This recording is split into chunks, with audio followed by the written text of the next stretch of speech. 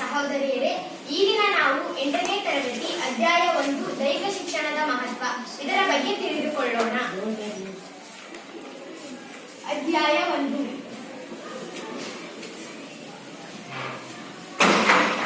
ದೈಹಿಕ ಶಿಕ್ಷಣದ ಮಹತ್ವ.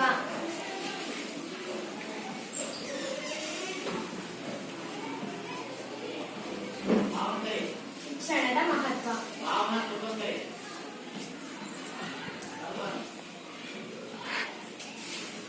ಶಾಲಾ ಹಂತದಲ್ಲಿ ಪಠ್ಯಕ್ರಮದ ದೈಹಿಕ ಬೆಳವಣಿಗೆ ಹಾಗೂ ಮಾನಸಿಕ ಅಭಿವೃದ್ಧಿಯನ್ನು ಸಾಧಿಸುವಲ್ಲಿ ಸಹಕಾರಿಯಾಗಿದೆ.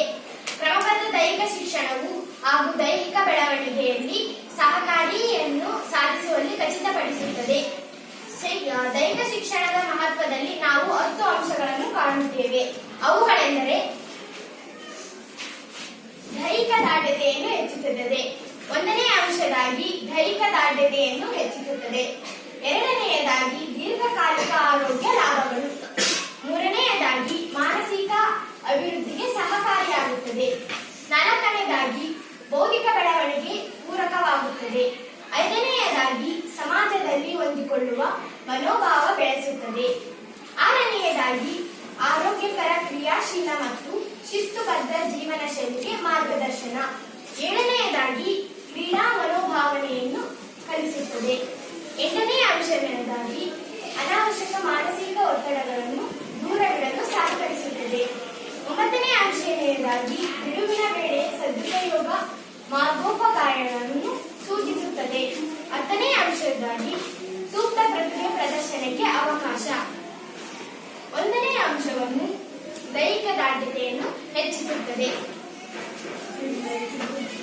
1ನೇ ಅಂಶ ದೈಹಿಕ ದಾರ್ಢ್ಯತೆಯನ್ನು ಹೆಚ್ಚಿಸುತ್ತದೆ.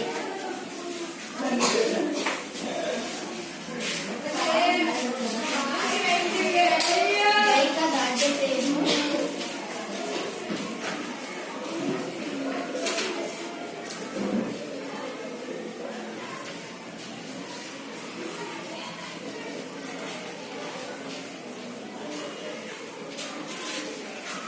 ಹೆಚ್ಚಿಸುತ್ತದೆ. ಮೊದಲನೇದಾಗಿ ದೈಹಿಕ ದಾರ್ಢ್ಯತೆಯನ್ನು ಹೆಚ್ಚಿಸುತ್ತದೆ. ದೈಹಿಕ ಶಿಕ್ಷಣವು ದೈಹಿಕ ದಾರ್ಢ್ಯತೆಯನ್ನು ಹೆಚ್ಚಿಸುತ್ತದೆ. ಕಷ್ಟ ಸಹಿಷ್ಣುತೆ, ಸ್ನಾಯುಗಳ ಬಲ, ಮೈಮಣಿತ, ದೇಹ ಸಂಯೋಜನೆ ಮೊದಲಾದ ಅಂಶಗಳ ಬೆಳವಣಿಗೆಗೆ ದೈಹಿಕ ಶಿಕ್ಷಣದಲ್ಲಿ ತೊಡಗಿರುವುದರಿಂದ ಲಾಭವಾಗುವುದು. 2ನೇಯದಾಗಿ ದೀರ್ಘಕಾಲಿಕ ಆರೋಗ್ಯ ಲಾಭಗಳು.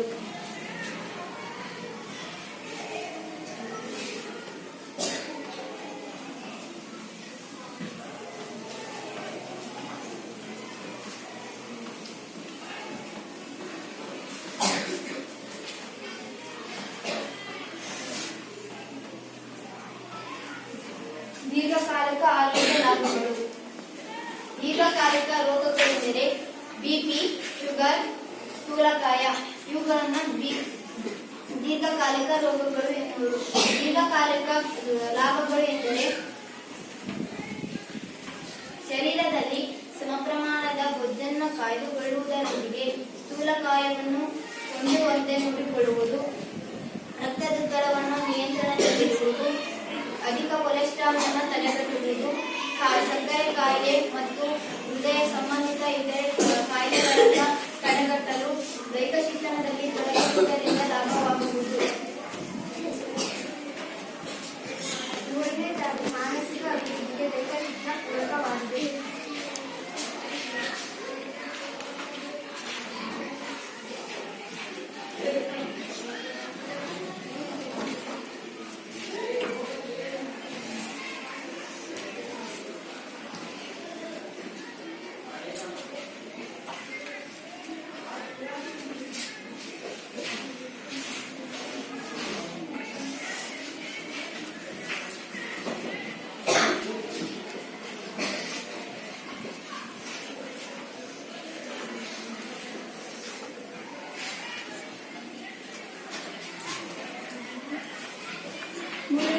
ಮಾನಸಿಕ ಅಭಿವೃದ್ಧಿಗೆ ದೈಹಿಕ ಶಿಕ್ಷಣ ಪೂರಕವಾಗಿದೆ. ದೈಹಿಕ ಶಿಕ್ಷಣದಲ್ಲಿ ಲಭ್ಯವಾಗುವ ಅನುಭವಗಳು ವಿದ್ಯಾರ್ಥಿಗಳ ಮಾನಸಿಕ ಅಭಿವೃದ್ಧಿಗೆ ಪೂರಕವಾಗಿದೆ. ಅಂದರೆ ಯಾವ ರೀತಿಯಲ್ಲಿ ಪೂರಕವಾಗಿದೆ? ಕ್ರೀಡೆಗಳು, ಆಟೋಟಗಳು ಮತ್ತು ಇತರ ಚಟುವಟಿಕೆಗಳು, ಉದ್ವೇಗ, ಚಿಂತೆಗಳಂತಹ ಮಾನಸಿಕ ಅಭಿವೃದ್ಧಿಗೆ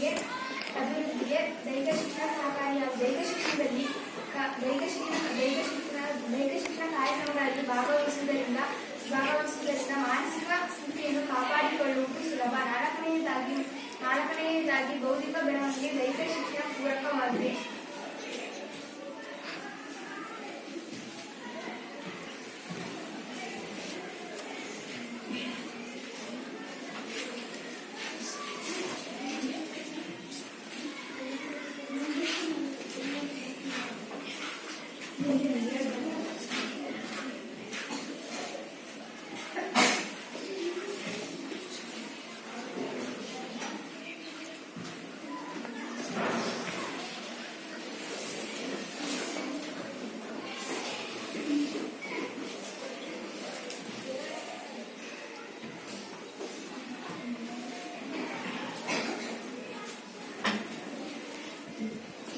ನಾಲ್ಕನೇದಾಗಿ ಬೌದ್ಧಿಕ ಬೆಳವಣಿಗೆ ದೈಹಿಕ ಶಿಕ್ಷಣ ಪೂರಕವಾಗಿದೆ.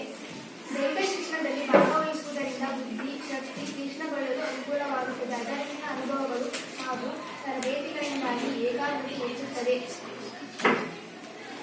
ಶೈಕ್ಷಣಿಕ ಸಾಧನೆ ಉತ್ತಮಗೊಳ್ಳುತ್ತದೆ ಮತ್ತು ಸಮಸ್ಯೆಗಳನ್ನು ಬಗೆಹರಿಸುವ ಕೌಶಲ್ಯ ಪ್ರಬಲವಾಗುತ್ತದೆ.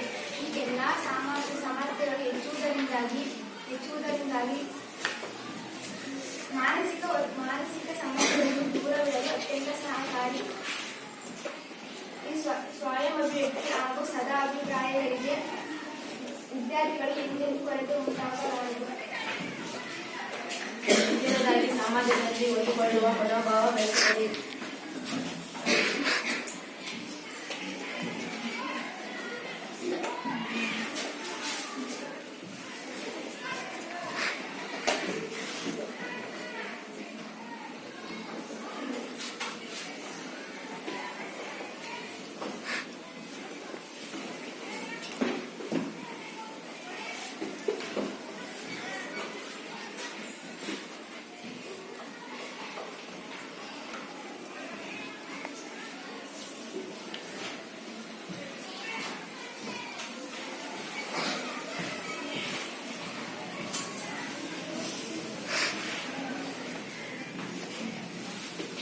ಸಮಾಜದಲ್ಲಿ ಹೊಂದಿಕೊಳ್ಳುವ ಮನೋಭಾವ ಬೆಳೆಸುತ್ತದೆ. ದೈಹಿಕ ಶಿಕ್ಷಣದಲ್ಲಿ ಚಟುವಟಿಕೆಗಳು ವಿದ್ಯಾರ್ಥಿಗಳನ್ನು ಆರೋಗ್ಯಕರವಾಗಿ ಸಮಾಜದಲ್ಲಿ ಬೆಳೆಯುವಂತೆ ಮಾಡುತ್ತವೆ.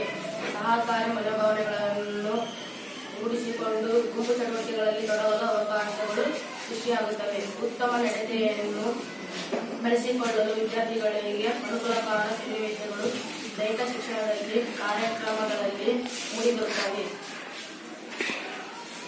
ಆರನೆಯದಾಗಿ ಆರೋಗ್ಯಕರ ಕ್ರಿಯಾಶೀಲ ಮತ್ತು ಶಿಸ್ತುಬದ್ಧ ಜೀವನ ಶೈಲಿಗೆ ಮಾರ್ಗದರ್ಶನ.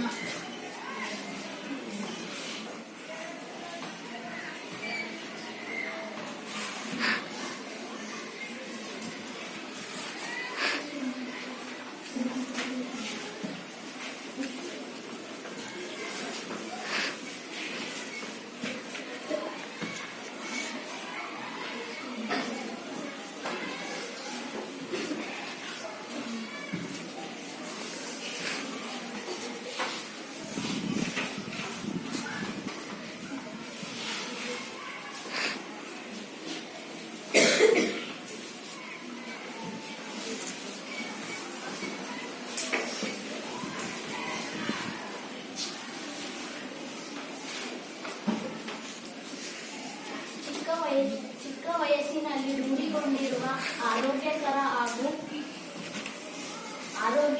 ಹಾಗೂ ಕ್ರಿಯಾಶೀಲ ಕ್ರಮವು ವಿದ್ಯಾರ್ಥಿಗಳ ಜೀವನದಲ್ಲಿ ಮುಂದುವರಿಯುವುದು. ಇದರಿಂದಾಗಿ ಆರೋಗ್ಯವಂತ ನಾಗರಿಕ ನಿರ್ಮಾಣ ಆಗುವುದರಲ್ಲಿ ಸಂಶಯವಿಲ್ಲ. ಕ್ರೀಡೆಗಳು ಆಟೋಟಗಳಲ್ಲೂ ಜೀವನದ ಅವಿಭಾಜ್ಯ ಅಂಗವಾಗಿ ಬಿಡುತ್ತದೆ ಹಾಗೂ ಸ್ವಯಂ ಪ್ರೇರಿತ ಶಿಸ್ತಿನ ಜೀವನವನ್ನು ನಡೆಸಿಕೊಂಡು ಹೋಗಲು ಅಡಿಪಾಯವಾಗುತ್ತದೆ.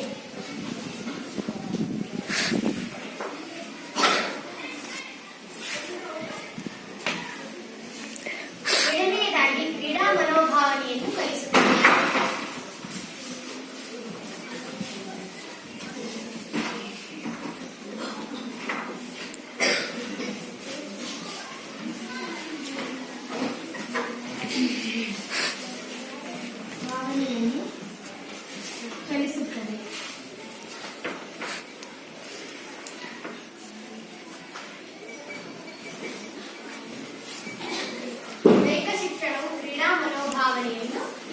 ಸಹಾಯವಾಗುತ್ತದೆ.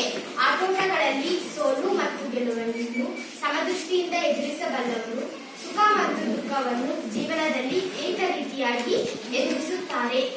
ಕ್ರೀಡೆಗಳಲ್ಲಿನ ಅನುಭವಗಳು ವಿದ್ಯಾರ್ಥಿಗಳಲ್ಲಿ ನಾಯಕತ್ವ ಗುಣಗಳನ್ನು ಬೆಳೆಸುತ್ತದೆ.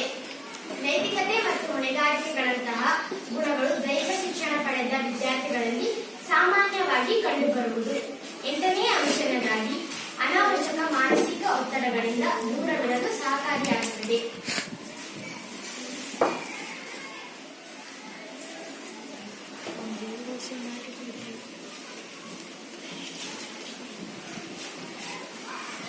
ಅನಾವಶ್ಯಕ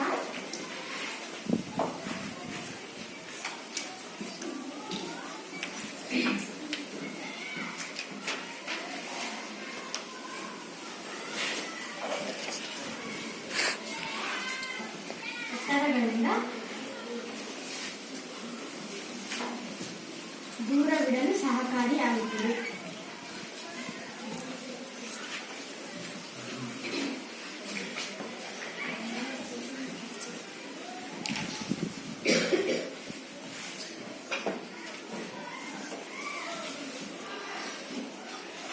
ದೈಹಿಕ ಶಿಕ್ಷಣದಲ್ಲಿ ತೊಡಗಿರುವ ಪ್ರೌಢಾವಸ್ಥೆಯಲ್ಲಿರುವ ವಿದ್ಯಾರ್ಥಿಗಳು ತಮ್ಮ ಮಾನಸಿಕ ಒತ್ತಡಗಳಿಂದ ಸಮರ್ಥವಾಗಿ ಹೊರಬರುತ್ತಾರೆ. ಕ್ರಮೇಣ ಅವರು ಅಂತಹ ಒತ್ತಡಗಳನ್ನು ಸಮರ್ಥವಾಗಿ ನಿರ್ವಹಣೆಯನ್ನು ಕಲಿಯುತ್ತಾರೆ. ಕ್ರೀಡೆಗಳಲ್ಲಿನ ರೋಮಾಂಚಕ ಕ್ಷಣಗಳು ವಿದ್ಯಾರ್ಥಿಗಳಲ್ಲಿ ಒತ್ತಡರಹಿತ ನಿರ್ವಹಣೆಗೆ ಸಹಕಾರಿಯಾಗುತ್ತದೆ. ಇದರಿಂದ ವಿದ್ಯಾರ್ಥಿಗಳು ಒತ್ತಡರಹಿತ ಜೀವನವನ್ನು ಪಾಲಿಸುತ್ತಾರೆ. ಒಂಬತ್ತನೆಯದಾಗಿ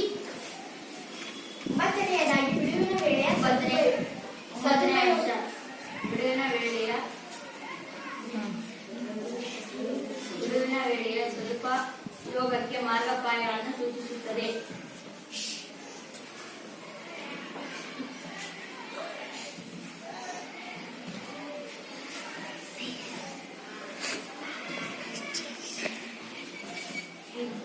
ವಿದ್ಯಾರ್ಥಿಗಳು ಬಿಡುವಿನ ವೇಳೆಯ ಸದುಪಯೋಗ ಮಾಡಿಕೊಳ್ಳದಿದ್ದಾಗ ದುಶ್ಚಟಗಳಿಗೆ ಬಲಿಪಶವಾಗುತ್ತಾರೆ. ಬಿಡುವಿನ ವೇಳೆಯ ಸದುಪಯೋಗಕ್ಕೆ ಮಾರ್ಗೋಪಾಯಗಳನ್ನು ಸೂಚಿಸುತ್ತದೆ. ಬಿಡುವಿನ ವೇಳೆಯ ಸದುಪಯೋಗಕ್ಕೆ ದೈಹಿಕ ಶಿಕ್ಷಣದ ಅನುಭವಗಳನ್ನು ಸೂಕ್ತ ರೀತಿಯಲ್ಲಿ ಸಹಕಾರಿಯಾಗುತ್ತದೆ. ವಿದ್ಯಾರ್ಥಿಗಳು ತಮ್ಮ ಆಯ್ಕೆ ಕ್ರೀಡೆ ಅಥವಾ ಇತರೆ ದೈಹಿಕ ಚಟುವಟಿಕೆಗಳನ್ನು ಹವ್ಯಾಸವನ್ನಾಗಿಸಿಕೊಳ್ಳಬಹುದು.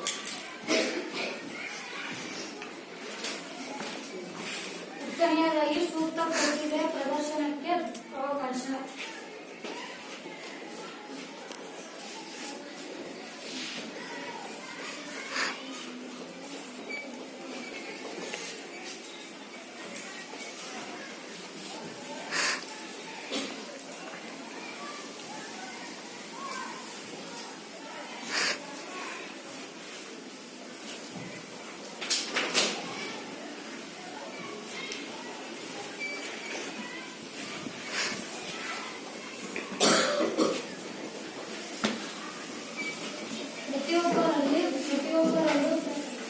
ಪ್ರತಿಯೊಬ್ಬರಲ್ಲೂ ಸೂಕ್ತ ಪ್ರತಿಭೆಗಳಿರುತ್ತವೆ. ಅದನ್ನು ಸರಿಯಾದ ರೀತಿಯಲ್ಲಿ ಹೊರಹಾಕಲು ವೇದಿಕೆ ಅವಶ್ಯಕ. ಕೆಲವೊಬ್ಬರಿಗೆ ಉತ್ತಮ ಕಣ್ಣು ಕಾಲುಗಳ ಸಂಯೋಜನೆ ಸಾಮರ್ಥ್ಯವಿರುತ್ತದೆ. ಅದರೊಂದಿಗೆ ಉತ್ತಮ ದೇಹದಾಢ್ಯತೆ ಅಭಿವೃದ್ಧಿಪಡಿಸಿಕೊಂಡಲ್ಲಿ ಉತ್ತಮ ಕ್ರೀಡಾಪಟುಗಳಾಗಿ ಹೊರಹೊಮ್ಮಬಹುದು. ಕ್ರೀಡೆಯನ್ನು ವೃತ್ತಿಯನ್ನಾಗಿ ಮಾಡಿಕೊಂಡಾಗ ಅವಶ್ಯಕ ಜ್ಞಾನ ಮತ್ತು ಮನೋಭಾವನೆಗಳನ್ನು ದೈಹಿಕ ಶಿಕ್ಷಣದಲ್ಲಿ ಸಕ್ರಿಯವಾಗಿರುತ್ತವೆ ತೊಡಗಿಕೊಂಡಿರುವುದರಿಂದ ಅರ್ಥವಾಗುತ್ತದೆ. ಈಗಿನ ನಾವು 8ನೇ ತರಗತಿ ಅಧ್ಯಾಯ 1 ದೈಹಿಕ ಶಿಕ್ಷಣದ ಮಹತ್ವದ ಬಗ್ಗೆ ತಿಳಿದುಕೊಂಡಿದ್ದೇವೆ. ಹಾಗಾದರೆ ಮೊದಲನೆಯ ಅಂಶ ಯಾವುದು? ದೈಹಿಕ ಶಿಕ್ಷಣದ ಮಹತ್ವದಲ್ಲಿ ಮೊದಲನೆಯ ಅಂಶ ಯಾವುದು? ದೈಹಿಕ ದಾರ್ಢ್ಯತೆಯನ್ನು ಹೆಚ್ಚಿಸುತ್ತದೆ. ಎರಡನೆಯದಾಗಿ ಯಾವ ಅಂಶ? ಯಾರು ಹೇಳಿದ? ದೀರ್ಘಕಾಲಿಕ ಆರೋಗ್ಯ ಲಾಭಗಳು. ಮೂರನೇ ಅಂಶವೇನಾಗಿ ಯಾವುದು? ಯಾರು ಹೇಳಿದ? ಮಾನಸಿಕ ಅಭಿವೃದ್ಧಿಗೆ ಸಹಕಾರಿಯಾಗುತ್ತದೆ. ಮಾನಸಿಕ ಅಭಿವೃದ್ಧಿಗೆ ಸಹಕಾರಿಯಾಗುತ್ತದೆ ಮತ್ತು ಒಂದನೆಯದಾಗಿ ದೈಹಿಕ ದಾರ್ಢ್ಯತೆಯನ್ನು ಹೆಚ್ಚಿಸುತ್ತದೆ. ಎರಡನೆಯದಾಗಿ ದೀರ್ಘಕಾಲಿಕ ಆರೋಗ್ಯ ಲಾಭಗಳು. ನಾಲ್ಕನೆಯದಾಗಿ ಅಂಶಗಳು. ಯಾರು ಹೇಳ್ತೀರಾ? ನಾಲ್ಕನೆಯ ಅಂಶದಾಗಿ ಯಾರು ಹೇಳ್ತೀರಾ? ಭೌತಿಕ ಬೆಳವಣಿಗೆ ಆಗಿರುತ್ತದೆ. ಭೌತಿಕ ಬೆಳವಣಿಗೆಗೆ ಪೂರಕವಾಗುತ್ತದೆ. ಐದನೆಯ ಅಂಶದಾಗಿ ಯಾರು ಹೇಳ್ತೀರಾ? ಸಮಾಜದಲ್ಲಿ ಹೊಂದಿಕೊಳ್ಳುವ ಮನೋಭಾವನೆ ಬೆಳೆಸುತ್ತದೆ. ಸಮಾಜದಲ್ಲಿ ಹೊಂದಿಕೊಳ್ಳುವ ಮನೋಭಾವ ಬೆಳೆಸುತ್ತದೆ. ಆರನೆಯ ಅಂಶದಾಗಿ ಯಾವುದನ್ನು ಹೇಳ್ತೀರಾ? ಯಾರು ಹೇಳ್ತೀರಾ? ಯಾರು ಹೇಳ್ತೀರಾ? ಆರೋಗ್ಯಕರ ಕ್ರಿಯಾಶೀಲ ಮತ್ತು ಶಿಸ್ತುಬದ್ಧ ಜೀವನ ಶೈಲಿಗೆ ಮಾರ್ಗದರ್ಶನ. ಆರೋಗ್ಯಕರ ಕ್ರಿಯಾಶೀಲ ಮತ್ತು ಶಿಸ್ತುಬದ್ಧ ಜೀವನ ಶೈಲಿಗೆ ಮಾರ್ಗದರ್ಶನ. ಏಳನೆಯದಾಗಿ ಯಾರು ಹೇಳ್ತೀರಾ? ಕ್ರೀಡಾ ಮನೋಭಾವನೆಯನ್ನು ಕಲಿಸುತ್ತದೆ. ದೈಹಿಕ ಶಿಕ್ಷಣವು ಕ್ರೀಡಾ ಮನೋಭಾವನೆಯನ್ನು ಕಲಿಸುತ್ತದೆ. ಎಂಟನೆಯ ಅಂಶದಾಗಿ ಯಾರು ಹೇಳ್ತೀರಾ? ಅವಶ್ಯಕತೆ ಮಾನಸಿಕ ಒತ್ತಡಗಳನ್ನು ದೂರವಿಡಲು ಸಹಾಯಗೊಳಿಸುತ್ತದೆ. ದೈಹಿಕ ಶಿಕ್ಷಣವು ಅನಾವಶ್ಯಕ ಮಾನಸಿಕ ಒತ್ತಡಗಳನ್ನು ದೂರವಿಡಲು ಸಹಕರಿಸುತ್ತದೆ. ಒಂಬತ್ತನೆಯದಾಗಿ ಯಾರು ಹೇಳ್ತೀರಾ?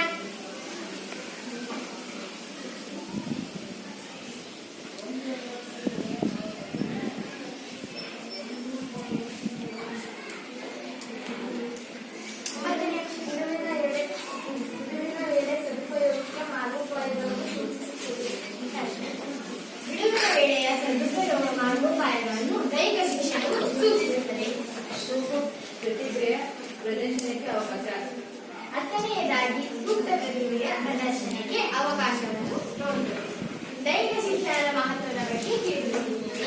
ಹಾಗಾದರೆ ದೈಹಿಕ ದಾರ್ಢ್ಯತೆ ಎಂದರೇನು? ಕಷ್ಟ ಸಹಿಷ್ಣುತೆ, ಸ್ನಾಯುಗಳ ಬಲ, ಮೈಮಿಡಿತ, ದೇಹ ಸಂಯೋಜನೆ ಇವುಗಳನ್ನು ಒಳಗೊಂಡಿರುವುದೇ ದೈಹಿಕ ದಾರ್ಢ್ಯತೆ ಎನ್ನುವುದು.